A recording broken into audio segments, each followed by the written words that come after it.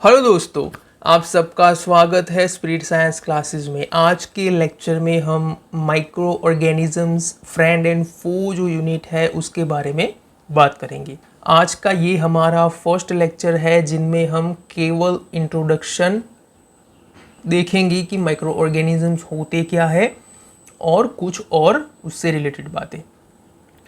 हम अपने आसपास बहुत सारे प्लांट और एनिमल्स को देखते हैं, ऑब्जर्व करते हैं, पर हमारे आसपास कुछ ऐसे भी ऑर्गेनिजम्स होते हैं जिनको हम अपनी आंखों से नहीं देख सकते हैं। तो ऐसे जो ऑर्गेनिजम्स होते हैं जिनको हम अपनी आंखों से नहीं देख सकते हैं उनको हम बोलते हैं माइक्रो ऑर्गेनिजम्स। ये जो माइक्रो ऑर्गेनिजम्स वर्ड है वो दो वर्ड से मिलके बना हुआ होता है, एक है माइक्रो और दूसरा है ऑर्गेनिजम्स। माइक्रो का मतलब होता है बहुत छोटे, इतने छोटे कि जिनको हम अपनी आंखों से नहीं देख सकते, तो ऐसे ऑर्गेनिजम्स को हम बोलते हैं माइक्रो ऑर्गेनिजम्स। और ये ऑर्गेनिजम्स को ऑब्जर्व करने के लिए हमें माइक्रोस्कोप की हेल्प लगती है। ये हम यहाँ पे देख सकते हैं, ये है माइक्रोस्कोप, और ये जो माइक्रोस्कोप होता है उसकी हेल्प से हम ये माइक्रो ऑर्गेनिजम्स को ऑब्जर्व करते हैं। एग्जाम्पल लेते हैं कि रेनी सीजन में जो मॉइस्ट ब्रेड होती है उस पे हमने ग्रेइश वाइट पैचेस को ऑब्जर्व किया होगा। तो ये ग्रेइश वाइट पैचेस को अगर हम मैग्नीफाइंग ग्लास से ऑब्जर्व करते हैं तो हमें ब्लैक राउंडेड स्ट्रक्चर ऑब्जर्व होते हैं।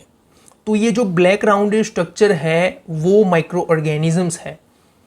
और ये जो माइक्रो ऑर्गेनिजम्स जो होते हैं वो सब जगह पे होते हैं, वो पानी में भी होते हैं, सॉइल में भी होते हैं। टाइनी ऑर्गेनिजम्स, उन सबको हम माइक्रो ऑर्गेनिजम्स नहीं कहते, पर ऐसे माइक्रो ऑर्गेनिजम्स की जो बहुत छोटे होते हैं और उनको हम अपनी अनएडेड आइज से नहीं देख सकते, ऐसे ऑर्गेनिजम्स को हम बोलते हैं माइक्रो ऑर्गेनिजम्स।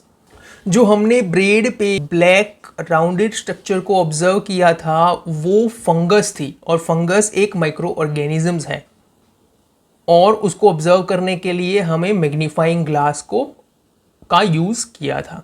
ये जो माइक्रो ऑर्गेनिजम्स होते हैं उनको हम 4 मेजर कैटेगरी में, 4 ग्रुप्स में उनको डिवाइड करते हैं, जो कि है बैक्टीरिया, फंगी, प्रोटोजुआ और आल्गी। बट जो वायरसेस होते हैं वो भी माइक्रोस्कोपिक होते हैं, कि वायरसेस को भी ऑब्जर्व करने के लिए हमें माइक्रोस्कोप की ज़रूरत होती है। उनको हम अनएडेड आइज से ऑब्जर्व नहीं कर सकते, पर ये जो वायरस है वो बैक्टीरिया, फंगी, प्रोटोजुआ और आल्गी से थोड़े अलग होते हैं, कि उनकी जो अपनी एंटिटी होती है वो नहीं होती है, क्योंकि वो जो रिप्रोड्यूस होते हैं वो होस्ट की बॉडी में रिप्रोड्यूस होते हैं, और वो एक लिविंग ऑर्गेनिज्म के तरीके से एक होस्ट की बॉडी में ही बिहेव कर सकते हैं। जैसे कि जो कोविड-19 वायरस जो है, जो कोरोना वायरस है, वो हमारी बॉडी में, यानी कि हम होस्ट हुए, वो हमारी बॉडी में एंटर करता है और तभी वो लिविंग ऑर्गेनिज्म की तरह बिहेव करता है, और वो हमारी बॉडी में रिप्रोड्यूस होता है। तो इसीलिए ये जो वायरस होते हैं उनकी ओन एंटिटी नहीं होती, वो होस्ट की बॉडी में लीव करते हैं और वहाँ पे रिप्रोड्यूस होते हैं और एक लिविंग ऑर्गेनिजम्स की तरह बिहेव करते हैं। इसीलिए ये जो वायरस है वो माइक्रो ऑर्गेनिजम्स की कैटेगरी में फॉल नहीं करते हैं। यहाँ पे इस इमेजेस में हम देख सकते हैं कि जो आल्गी है, प्रोटोजुआ, फंगी और जो बैक्टीरिया है, ये माइक्रो ऑर्गेनिजम्स है। वायरस जो है वो माइक्रो ऑर्गेनिजम्स नहीं कहलाता है, पर वायरस को ऑब्जर्व करने के लिए भी माइक्रोस्कोप की ज़रूरत होती है। कोल्ड, इन्फ्लुएंजा जैसे जो डिसीज़ है वो वायरसेस से होते हैं। पोलियो, चिकन पॉक्स जैसे जो सीरियस डेंजरस डिसीज़ होते हैं उसके पीछे भी वायरस रिस्पॉन्सिबल होते हैं।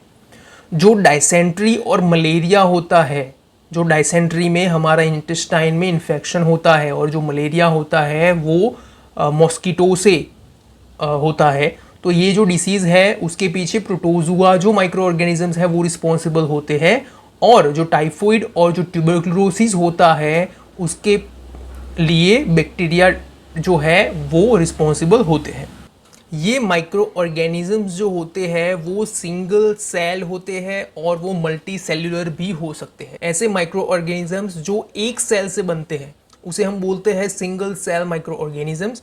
और ऐसे माइक्रो ऑर्गेनिजम्स कि जो मल्टी सेल्यूलर होते हैं, एक से ज़्यादा सेल से बने हुए होते हैं, उनको हम बोलते हैं मल्टी सेल्यूलर। तो ये जो माइक्रो ऑर्गेनिजम्स जो होते हैं वो कहाँ पे होते हैं, वो कहाँ लीव करते हैं? तो मैं आपसे कहना चाहता हूँ कि जो ये माइक्रो ऑर्गेनिजम्स है वो हमारे एनवायरनमेंट में सब जगह होते हैं। जैसे कि जो आइस कोल्ड क्लाइमेट होता है, जहाँ पे बहुत ज़्यादा ठंड होती है, जहाँ पे बर्फ़ जमी होती है, वहाँ पे भी ये माइक्रो ऑर्गेनिजम्स होते हैं। ऐसी जगह जहाँ पे बहुत हॉट एनवायरनमेंट होता है, जहाँ पे जो ह्यूमन है वो ईजिली एग्जिस्ट नहीं कर सकते, उस प्लेस पे भी माइक्रो ऑर्गेनिजम्स प्रेजेंट रहते हैं। तो हमारे आसपास सब जगह पे माइक्रो ऑर्गेनिजम्स लीव करते हैं। वो इवन हमारी बॉडी में, यानी कि ह्यूमन और एनिमल्स की बॉडी में भी होते हैं। और ये जो माइक्रो ऑर्गेनिजम्स हैं वो अदर लिविंग बीइंग्स जो होते हैं कोई भी, उनकी बॉडी के ऊपर और उनके अंदर भी होते हैं। और कुछ माइक्रो ऑर्गेनिजम्स जो होते हैं वो फ्रीली एग्जिस्ट भी करते हैं एनवायरनमेंट में। माइक्रो ऑर्गेनिजम्स एंड अस, कि जो माइक्रो ऑर्गेनिजम्स होते हैं वो बहुत इंपॉर्टेंट रोल प्ले करते हैं हमारी लाइफ में। कुछ माइक्रो ऑर्गेनिजम्स ऐसे होते हैं जो हमें बेनिफिट करते हैं, जो हमारे लिए अच्छे होते हैं, हमें फ़ायदा पहुंचाते हैं। और कुछ माइक्रो ऑर्गेनिजम्स ऐसे होते हैं जो कि हमारे लिए हार्मफुल होते हैं, जो हमें डिसीज़ कॉज करते हैं। तो अगले लेक्चर में, सेकंड लेक्चर में हम देखेंगे फ्रेंडली माइक्रो ऑर्गेनिजम्स के बारे में, कि ऐसे माइक्रो ऑर्गेनिजम्स जो हमें किस तरह से हेल्प करते हैं, उनके बारे में हम सेकंड लेक्चर में जानेंगे। थर्ड लेक्चर में हम जानेंगे कि हार्मफुल माइक्रो ऑर्गेनिजम्स होते क्या है, कि ये जो ऑर्गेनिजम्स हैं वो हमें हार्म कैसे करते हैं। और फोर्थ लेक्चर में हम जानेंगे फूड प्रिजर्वेशन के बारे में और नाइट्रोजन फिक्सेशन के बारे में। और फिफ्थ लेक्चर में हम जानेंगे नाइट्रोजन साइकिल के बारे में। तब तक के लिए खुश रहिए, हमारे साथ जुड़े रहिए स्पिरिट साइंस क्लासेस में। हम बहुत जल्दी मिलते हैं सेकंड लेक्चर में। Thank you so much.